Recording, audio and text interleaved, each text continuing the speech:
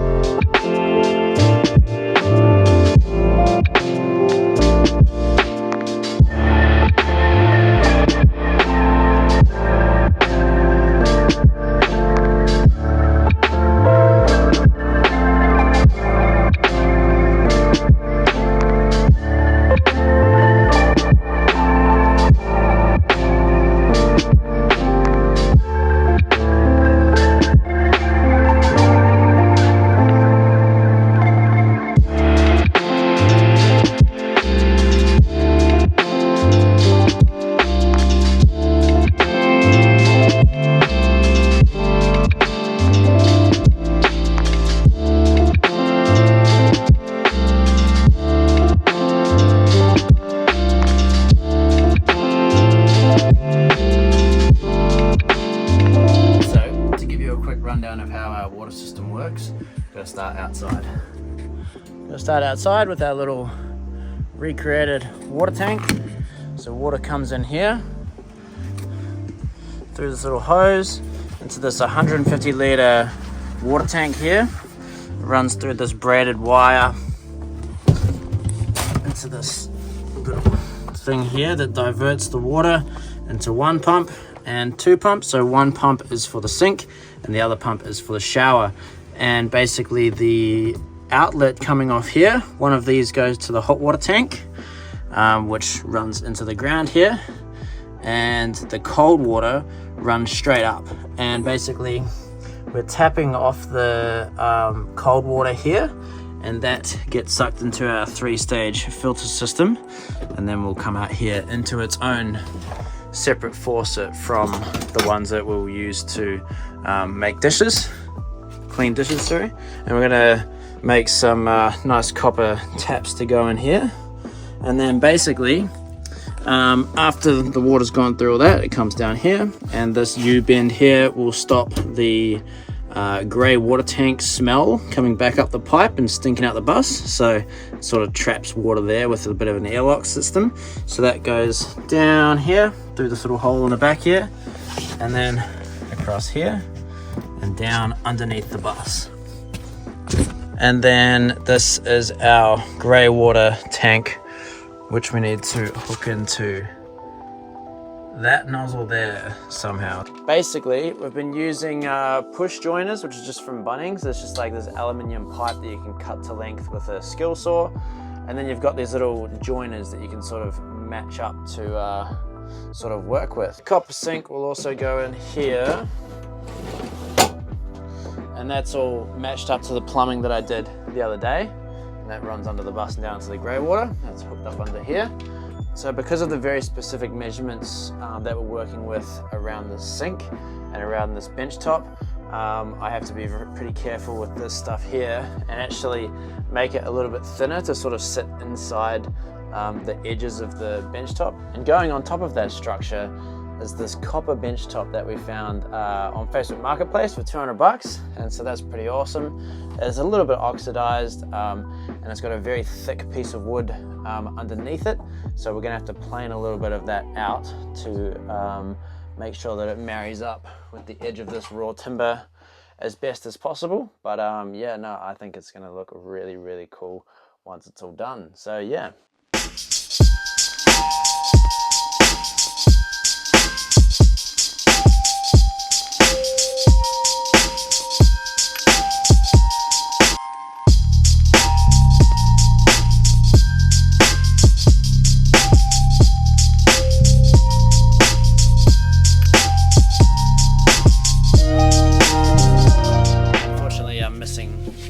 One mount here. I've got all the other mounts except one that's got 4 inputs to it. It was a little bit tricky because I had to work around this little water level thing here, which tells us how much water we've got, and then also had to work around these little pipes in here, whilst also making it structurally strong enough to fit this very heavy copper bench on top as well. I've got the final piece of the puzzle to go in here, and these things will absolutely humble you because yeah, once you put them in, they're very difficult to get back out, and just buy extra if you do these, because you'll probably use them all and need more. So that's just been my experience with it, but yeah, it's been good. We've sort of made a very customized thing to hold this very specific bench top, so that's working. And before I bolt all of this to the ground, I've also gone out and purchased some laminate planks. I think they're about, it was about 90 bucks for 2.4 square meters of this stuff, so pretty good. And considering we've got some really awkward bits to sort of fill out here, I think this is probably the best option. I got a plane about 30 mils off the bottom of this so that it fits as perfectly as possible, but then I don't want to have to take this up again and slide this under just to then have to take this off again and plane more off the bottom. So I'll set the ground level perfect first, and then plane the bottom of the wood out from this, and then mash it into this as seamlessly as you can. So bit of a process to take here, but I'm sure we'll get it done. So I've given myself about like 3 mils of overhang, so that if the edge that I cut is poor, I can sort of maybe fold it underneath itself and have about that much, you know, room to play. And not exactly sure what I'm going to do on this side. I don't think I'm going to be able to fold the copper around that very effectively, so I might just sort of fold it over and bend it under, and then bog it with silicone and attach an anchor under here and under here where they attach to each other. And then what we've also got is these little locking things for the sink, so these slot into these little gaps on the side of the sink, and they'll sort of push up against that, giving us an upward force to work with. And then I'll also put a bead of silicone in under here so that no water's escaping, but it's coming together quickly actually as well. So more building time lapses to come. Are you ready? Let's go.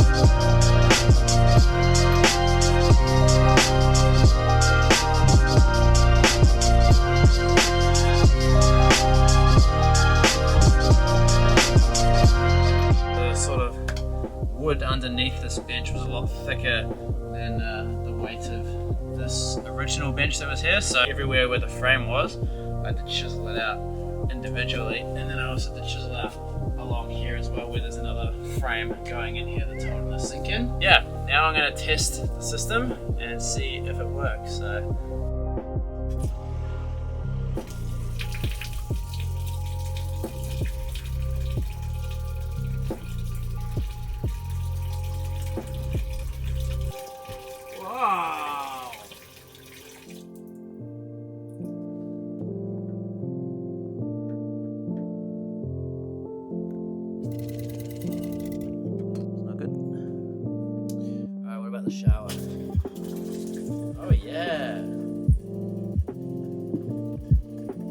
water. Woo! We can have a shower. Look at that. It's a bit dirty, but... So this is what I've been working on most of the day. Got a copper bench top. Tried to blend it in as nice as I could with the wooden bench top that was already there. We got a nice copper sink as well, and then we got a 3-stage water filter, which I've done all the plumbing for, which has been very tedious, but a good thing to know. So we got cold water, hot water, and then bench lights there, but they're not on at the moment. So how good is that?